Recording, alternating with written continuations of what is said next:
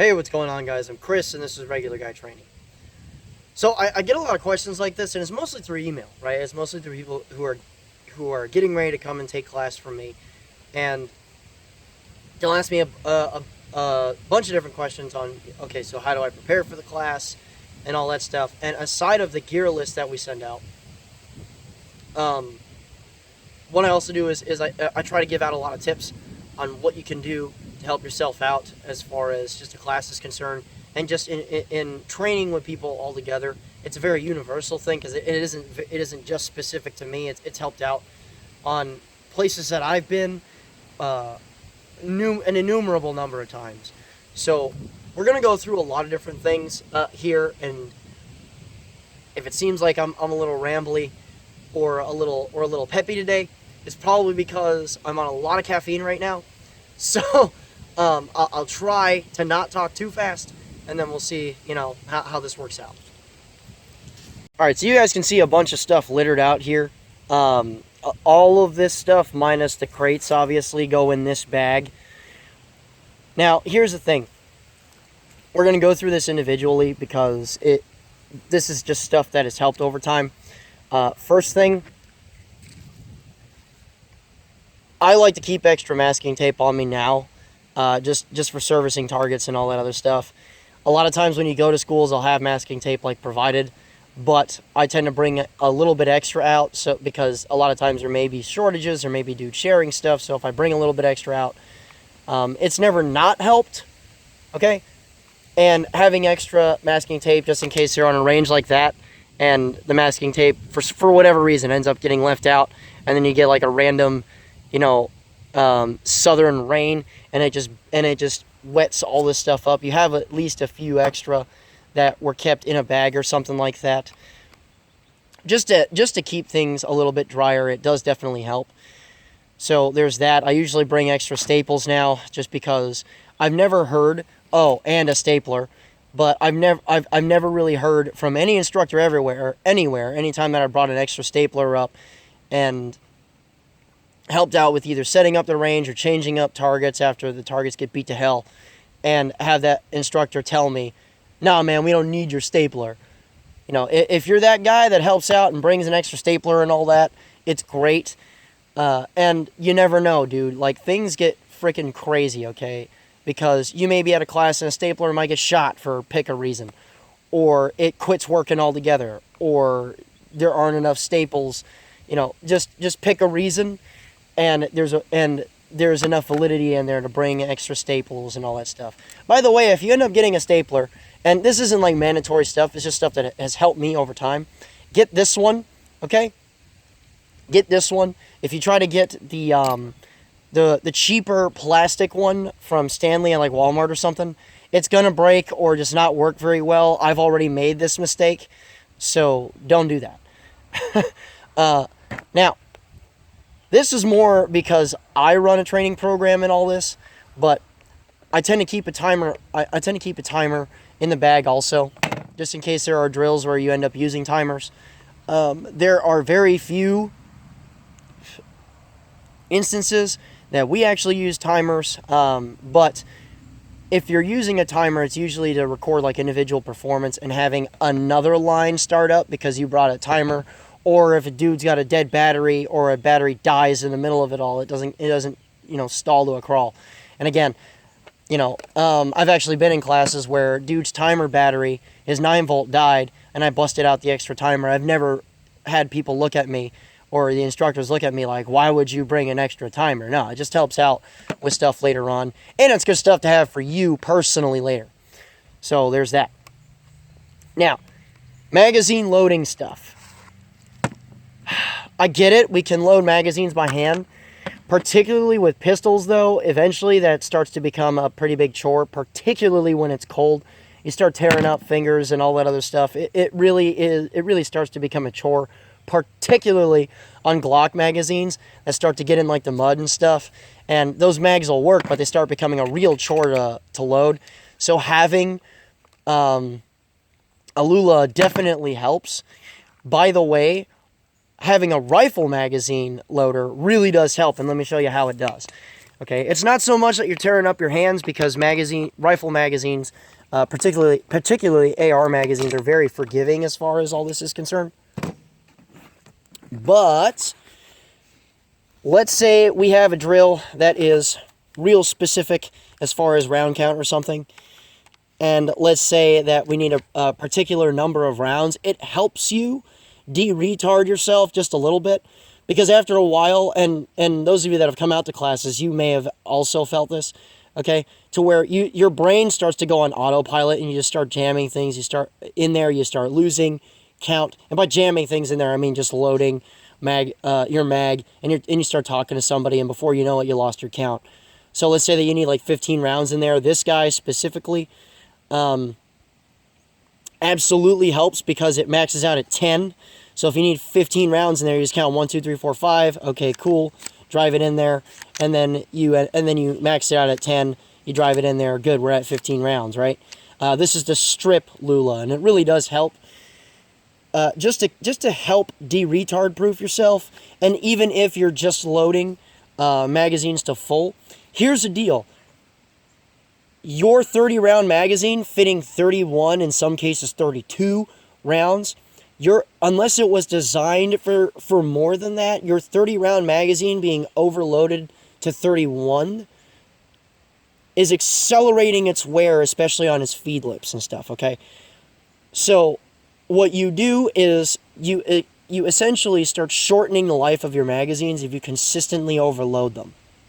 So a way to help you quit doing that is you just max out this guy 3 times, and then you're good.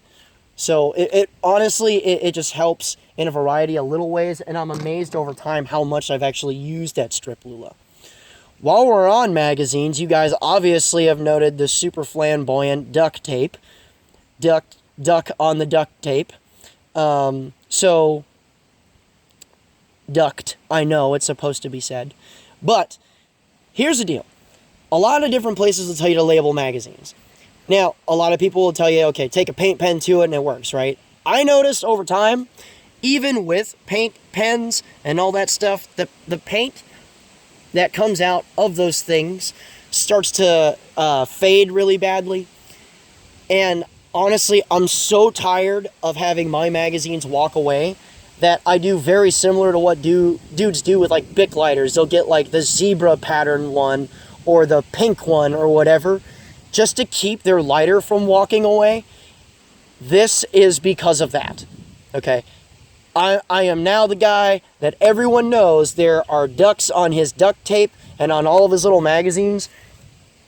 By the way, I did it for pistol mags too. I just didn't wrap them all the way around because it starts to become a pain in the butt to get those magazines out. And honestly, it just helps you identify your stuff. Just make sure that when you do that for pistol mags, you test them. Like you run that magazine in there a couple of times and just make sure that it'll drop out. So there is all of that. Yeah, it looks really ridiculous, but you know what? As long as I end up with the magazines that I paid for back in my bag, we're good. Additionally, speaking with magazines, here's something that I've started to do over time that really has helped me. Now, this is a little short because I have other guns loaded off camera, either in the house or in the freaking car. But when I go to a class, I have 500 rounds, or really close to 500 rounds worth of loaded magazines ready to go right from the start. Because let's say that you're taking a 2-day class, right? And for ours, we have a 1,400 round 2-day class for Rifle 1, right? And a 1,000 round Rifle 2. To just spend less time loading magazines, and for the beginning of it, like you stick the partials separate from the empties. Like the partials I'll set outside the bag, and the empties I'll put on one side of the bag, and then just keep drawing from my topped off stuff until that's out, right? Usually that will last a day, but a good backup plan to have for that is that on your partials, if you start to get thin on your fully loaded magazines, you start to load your partials. It just makes life a little bit simpler. If you're using a strip Lula, you can reverse that to where you can take your partials and start to unload them into the ammo can, right? And then when you're at a certain number of empties, you use the strip lula to load the rest of those up. So I mean, it's really a way to just make things a little bit easier, and it's just nicer to where when you come back from the line, all you really have to do is just take already loaded magazines, stick them in the pouches, and then leave that alone for a little while. It's just less to do, and it can free you up to talk to people about stuff or get a point of view here and there, because again, if the school is worth its salt, the instructors are usually buzzing around, and you can either watch other relays as they're happening so that you can see what other people are doing and see what the instructors are doing to help them out, just so that there's more information that you can pull from them. That's better than sitting back here essentially fucking around and loading magazines.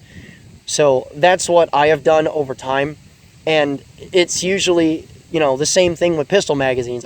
It's not 500 rounds, but it's a lot of them loaded at once. I think I have something like 15 magazines that I have loaded up, and then when it gets to the point where I have to load them, okay, cool. Then I just go to Speed Town with the Lula. So it really does help. Moving along here. Oh, by the way, just have either extra batteries or extra ear pro lying around. I like my Peltors a little bit more than these guys, mostly because I can tell where sounds are coming from on this one. I can't tell where sound is coming from on these speakers. Like a truck or something passing on the road way back there, I'll hear in almost the same way as someone talking to me that's standing right in front. So I'm not actually a huge fan of the audio quality from here. But point is, I have a couple ready to go and all that. And you never know, man. Someone might have like a freaking ear pro malfunction or something, and you just be like, here, take this, it works. So whichever. Also, electronic hearing protection. Let's talk about this for a second. Electronic hearing protection, honestly, it does help quite a bit, but the amount that it helps is way diminished from what I think a lot of people talk about, mostly because I still take them off when we're not, actually shooting. It's great to hear directions on the line, or if for whatever reason someone's going to call ceasefire, or you're in a drill to where you're depending on a ceasefire to stop the drill. It helps you hear stuff a little bit easier. But when it's hot and all that stuff, I just take them off and listen to what the dude has to say, and then put them back on when we get ready to go shoot. So really that helps a lot in that regard. And if your hearing is a little more sensitive, or if it's just not screwed up yet, consider in a rifle class anyway to double up, to where you have ear pro, like stick-in ear pro in your ears plus muffs over the top. It just helps preserve your hearing quite a bit. Now, moving right on past ammunition, because bring the right amount or a little bit over. I tend to bring a little bit over just in case. But we're going to go to this. Now, friends of mine really hate my box. Okay, because this was a cleaning kit that essentially got converted into a cleaning kit / all kinds of random tools and stuff. And mechanics in the real world will hate this too, because it's a jumbled mess. Okay, just over time, I just gave up on organizing the whole thing. But you'll see in the top section here, you'll see stuff that I ended up having to use a lot, minus this. This is just an Aimpoint T1 mount from American Defense that'll make its way onto something eventually.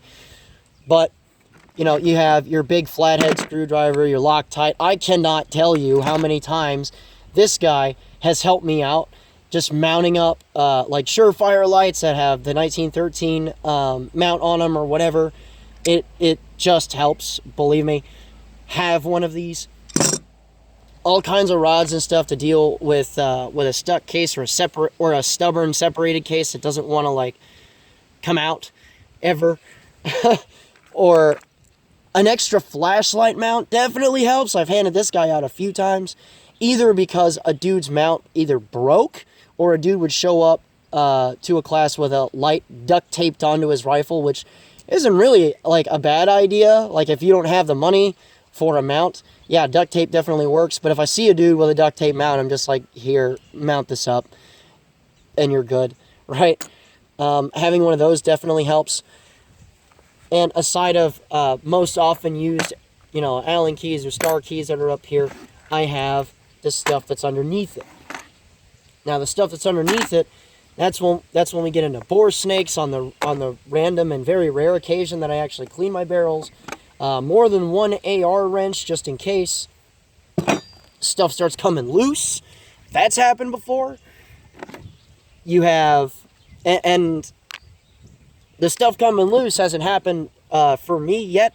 I'm sure it will eventually, but it's happened to enough people around me to where it made me paranoid. And if stuff starts coming loose on somebody's gun, you can be that dude that helps out. I promise it really does help out. And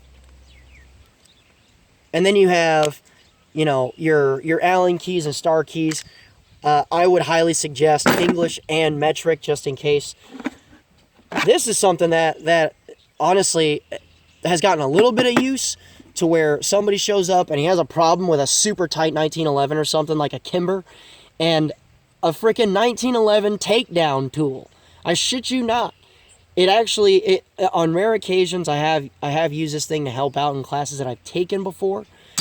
Freaking, and you can see there's all kinds of random stuff. More Allen keys, because any gun guy has like a billion of them, a bunch of random brushes, all kinds of stuff like that. So, just having like this tool, like this cleaning kit / toolbox of a bunch of junk, definitely helps, because that's what mine looks like. It looks like just a giant pile of junk, and it just infuriates everyone that I know with a mechanic background of any kind, because it's just a jumbled fucking mess.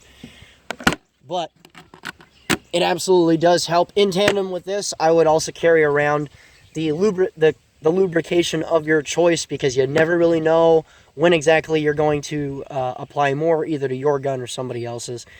So it definitely helps out. Now, let's talk about gear here for a second. Only for a short time.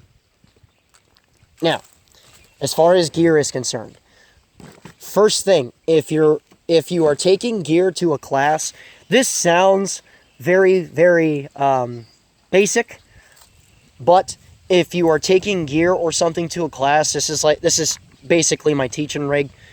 But if you're taking this to a class or whatever, make sure it fits. Make sure it fits. Take the slop out of it. Tighten down or tie down like the loose nylon straps and all that other stuff that's hanging out. Make sure that it's tightened up and that it fits your body, because it really, really does slow you down when you show up with this non-fitted thing that you have to fit instead of paying attention to other people. So I would absolutely make sure that your gear works, and make sure that the pouches that you have on them are in the correct places after it's fitted to you, and then tighten it up. So that absolutely helps. Now, there's a few more things that I had to talk about here. Gloves. In an innumerable number of cases, I've used gloves. I go through them quite regularly. But aside of just heat from the guns, gloves do just help protect your hands, man. Especially when it's really, really cold. It helps keep you from tearing yourself up, because your skin starts getting really dry. So having gloves either in your stuff or on your hands when you take a class absolutely helps. Now, I'm going to go over a couple more things here, but I'm going to put this tripod on something solid before I continue. Now, as far as gloves are concerned, I may cause a little bit of controversy here, or I might not. It depends. But I don't really care.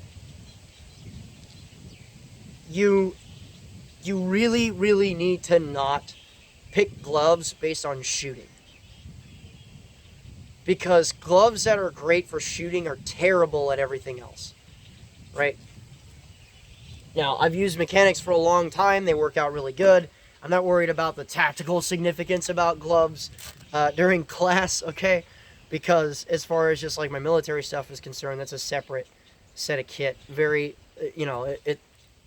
there's stuff that's cool for the military, and then there's stuff that's cool for anything else. That's far more reasonable.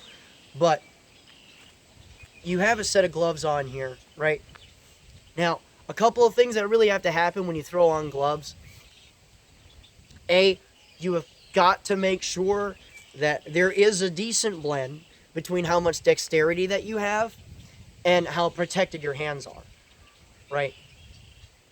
Now, unless it actually is that cold, okay, really, really heavy winter gloves are something that I would rather not have to wear.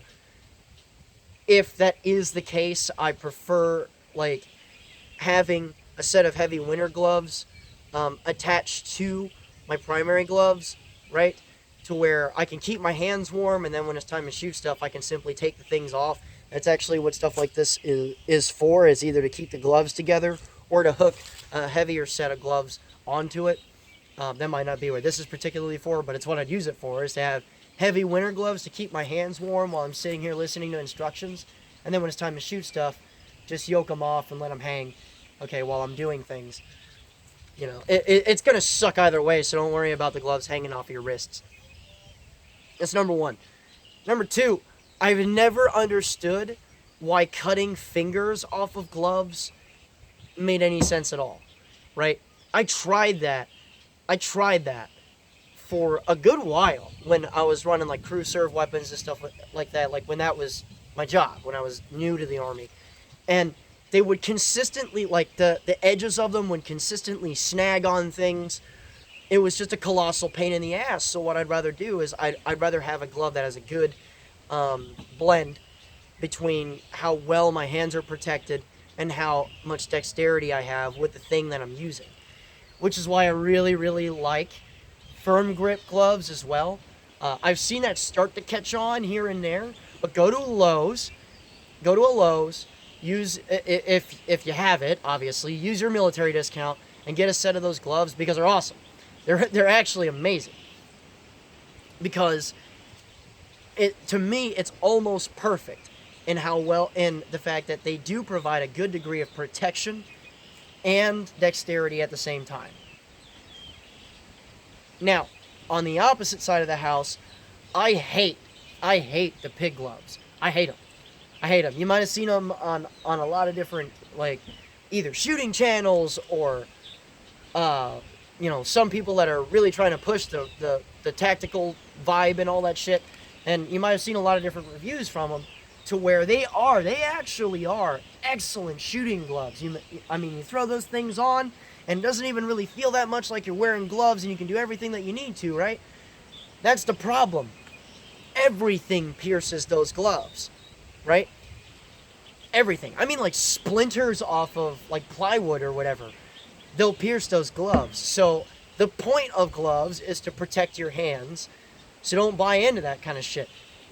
They're there specifically to protect you, so don't sacrifice too much protection because A, it makes you look cool, and B, it makes it a little less awkward when you're changing mags and stuff like that. Another good use for gloves is guns that get hot fast. Okay. I don't know how this is going to work out particularly because I haven't done a whole lot of shooting with it yet, but I noticed that with my extension, I'm pretty much right on top of the gas block. We'll see how that goes. I'm willing to bet it's going to get hot really fast. Or like an AK anything, right? And even if it's July, man, actually, especially if it's July, because the gun's already hot sitting there.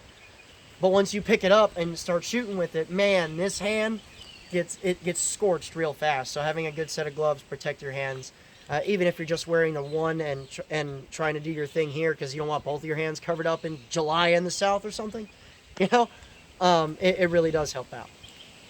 Now, aside of all this is a note to bring the whole gear list. Okay? Bring the whole gear list, prepare for rain every time.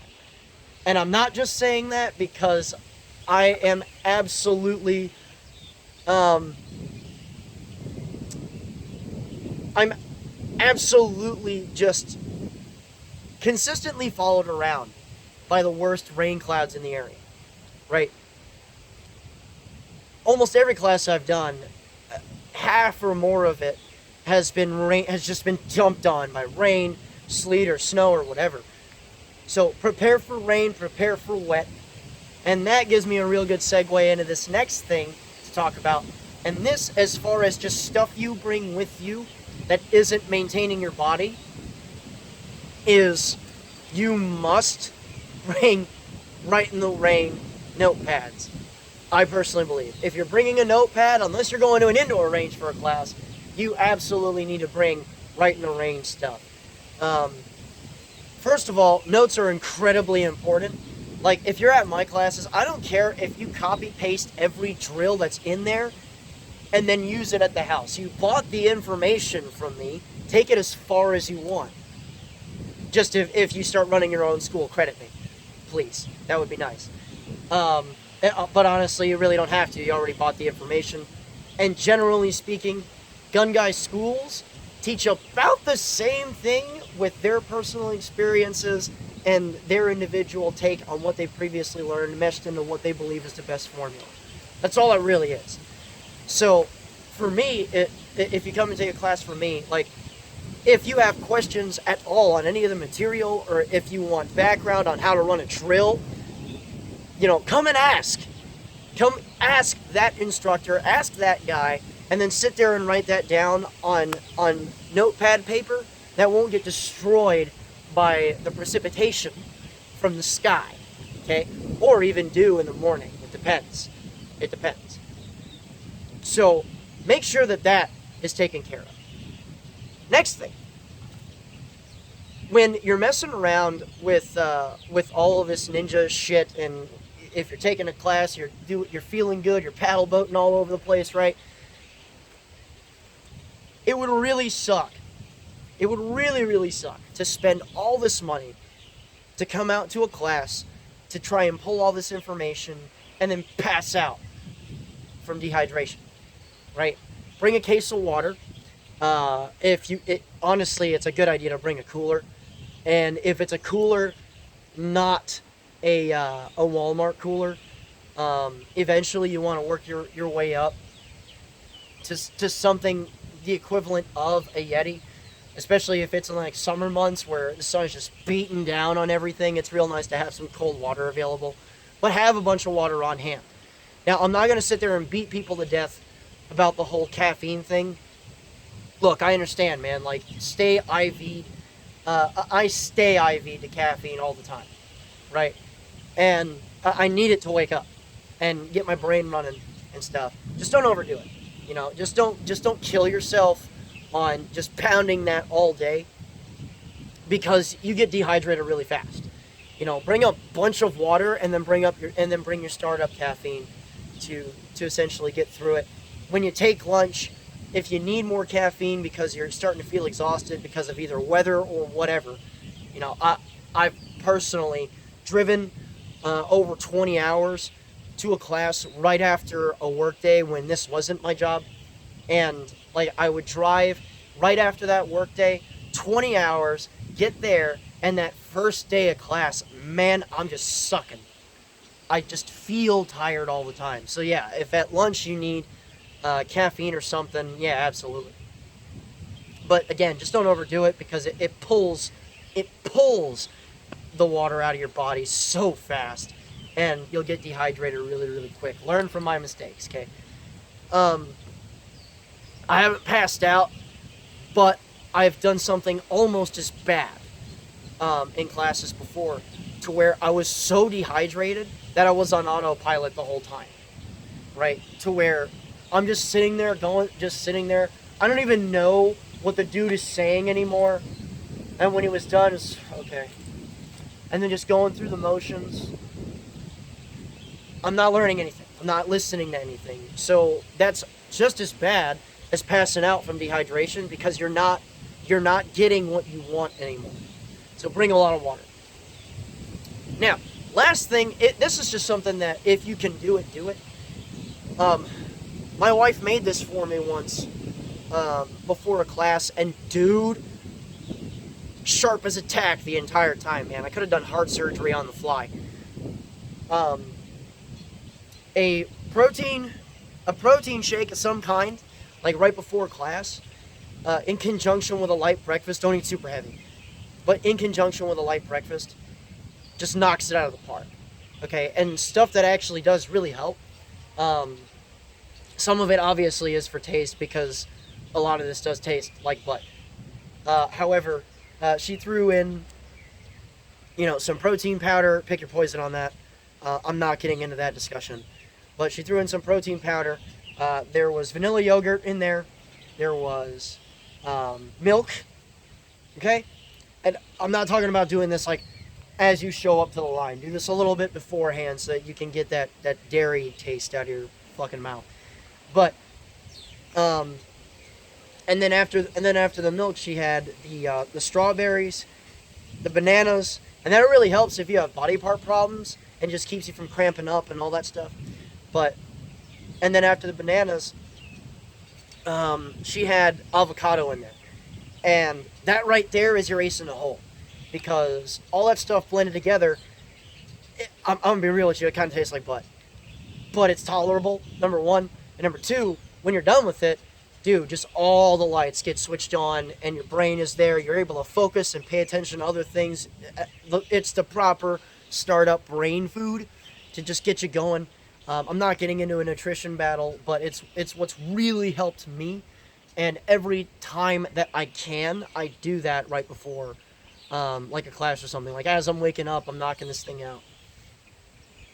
So, these are just little tips to help out with that. It goes a little bit more than just bring the whole gear list, act like you don't know anything, just listen to everything that's there that instructor has to say, listen to their perspectives and do what they ask you to. Like all that is really basic shit, really. And I think most people have enough common sense to where they're showing up for that perspective anyway.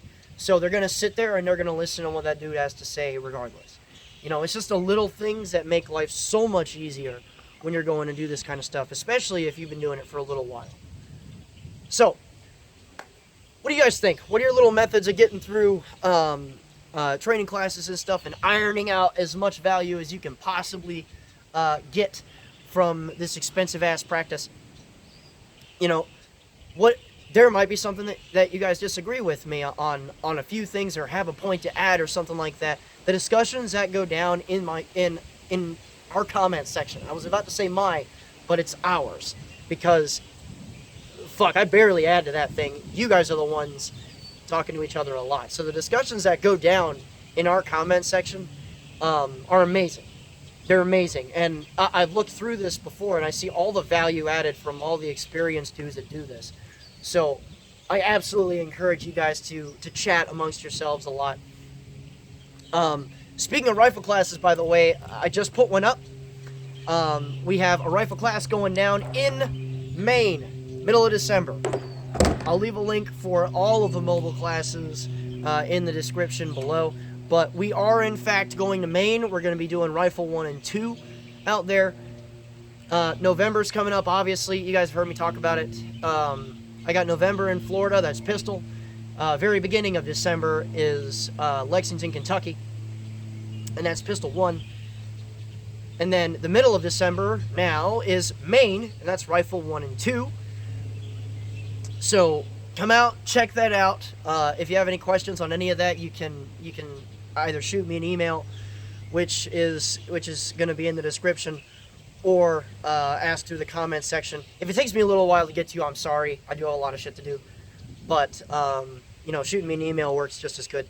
I also provide an email that you can send stuff to if you follow the link to the website. It's easy to find our contact info. But come out. Check out what it is that we have to offer. I promise that our $200 class tuition price is because we under-promise and over-deliver. If you want to support the Patreon thing that we have going, it goes straight towards our soldier training program, where we bring out a soldier, we pay for his flight, gear, ammo, all that stuff, and we train that guy for nothing, and that is pulled strictly from the Patreon thing. Or if you want to train with us for very, very cheap. If you sign up for $35 a month, you can train with us as many classes as you want, so long as you're signed up. So that's a thing. And if you guys want to go ahead and join our discussion page on Facebook, you can go ahead and do that. I'll leave a link for that in the description below also. But with that being said, guys, remember, a regular guy's firearm is the last defense against tyranny. Be easy.